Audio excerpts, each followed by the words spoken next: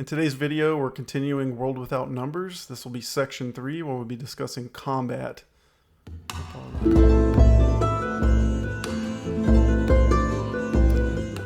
In the Worlds Without Number core rulebook, there is a one-page system quick reference sheet, which we're using here as our outline for this video. We will also be showing clips within Foundry Virtual Tabletop to help maybe describe some of these things as we're talking through them. So let us know what you think about that technique. And we'll start first by discussing the combat rounds. Right, so the combat rounds, they will last 6 seconds. During that 6 seconds, your characters basically have 4 options that they can do. They can take a main action, they can take a move action, they can take a on-turn action, or an instant action. So for the main action, that is what's going to take up the majority of those 6 seconds, right? So it's like things like attacking, spellcasting, maybe interacting with a significant set piece within the scene or things like that. Um, just a quick note on spellcasting. We'll kind of get more in depth in that in a later video, but just know for this system, like I said, it takes up most of your action. It's always going to be a main action. You have to have a hand free and you have to be able to speak in a clear voice. So no whisper casting or anything like that by default. You also can't be wearing armor or a shield unless you take special feats for that. Additionally, you can lose out on your spell casting if your character takes any significant damage or injury or just gets jostled significantly.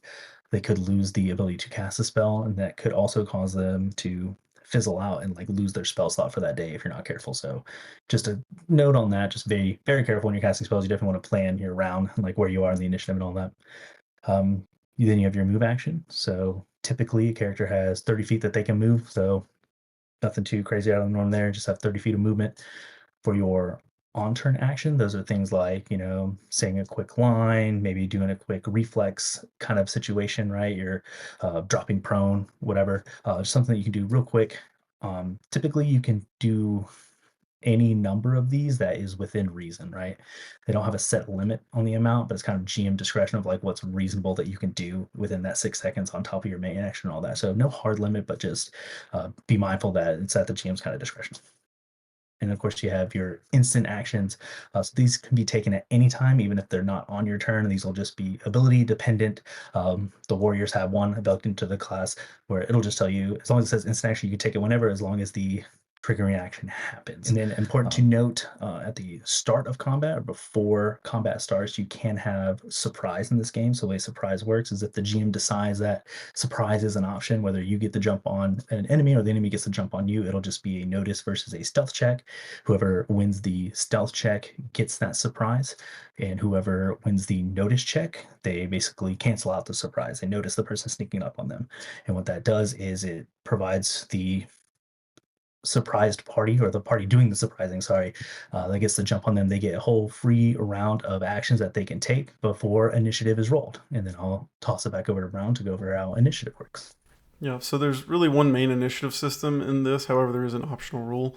The main way that the initiative works, that each respective group will roll a 1d8 and take the best dexterity modifier from their side and add that into the roll, which you can see in the clip here. Or you can do it the other way, which is maybe traditional, where every single combatant will make their own individual roll, and then the order of the turn will fall based on who rolls highest to the lowest. Going back to Fry's point about the surprise rounds, if that does happen, there is also a chance that it might affect a morale check from the enemy group. This is always done by the enemies and not the PCs. The monsters will have their morale number, whatever that might be. So the goblin in our example has a 7. They would make a morale check with 2d6 and see if that's higher or lower than their morale number. And if it is higher, then they would run away, retreat, surrender, something of that nature. Also, during combat, if a ally monster is felled in combat, this will also trigger a morale check from the remaining enemy combatants. All right, and to down those allies and trigger that morale check, you do have to hit and do damage. So An attack roll in this game is with a d20. You get the attack bonus that comes from your class. You get the weapon skill. So if it's like a melee weapon, you'll take like your stab, right? Or if you're fighting unarmed or using a unarmed kind of weapon, you'll do like your punch skill, things like that. You'll add that in. And then the weapons attribute modifier. So each weapon will say whether they use dexterity, strength. A lot of them can use either. So it just kind of depends on what you're using for that weapon. But you'll roll d20, add those three things in, and that'll be your hit. As long as you meet or beat their AC, you will do damage to the target. And a roll of a 1 and roll of a 20. A roll of a 1 is always a miss. Roll of a 20 is always a success. So a lot of familiarity in the attacking in this game if you're coming from something like Dungeons and Dragons, right? Nothing crazy out there. Once you do hit, you'll roll the weapon's damage die. Again, add any relevant attribute modifiers, and then that much damage is done to their hit points.